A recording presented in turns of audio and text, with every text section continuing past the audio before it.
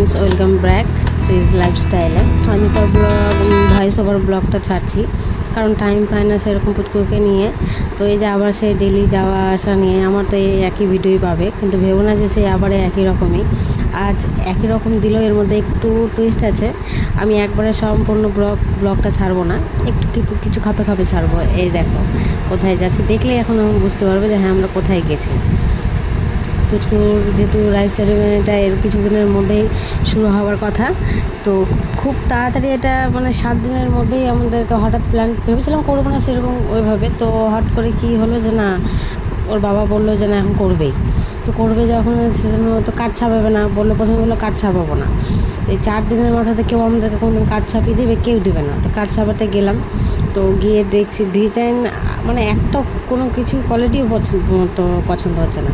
তো আমি যেগুলো অনলাইনে দেখেছি, ফেসবুকেও দেখছি, সব এত সুন্দর কাঠের কাটিংগুলো ছাড়ছে, ডিজাইনগুলো দেখতেও পর্যন্ত ভালো লাগছে, সেসব পছন্দ হলো না। আরেক জায়গায় গেলাম, ওখানে গিয়েও আমাদের সেরকম কোনো কিছু পছন্দ হলো না।